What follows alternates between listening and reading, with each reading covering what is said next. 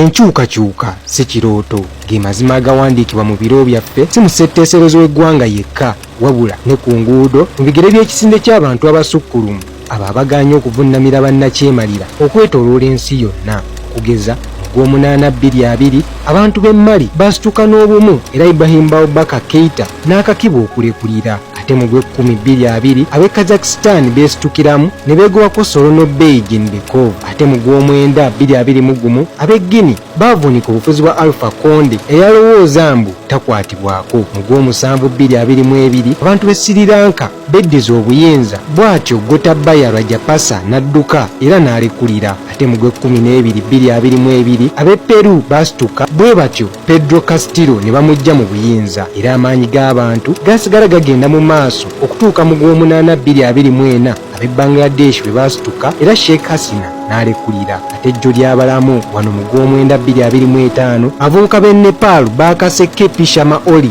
okuteeka wansi ebikola nga bayita mu kwekalakaasa okubanja obwenkanya. Kale nno obuwanguzi buno bwonna bwatuukiriza amazima ga mulundi gumu era emigigi gyonna nti teriiyo mufuzi w'amaanyi kusinga abantu abali obumu mu kubanja eddembe n'obwenkanya. His Excellency Kyagulanyi Robert Ssentamu n'akikkaatiriza nti we shall die trying to get our freedom. In the end, we shall win, and if we've not won yet, then that is not the end yet.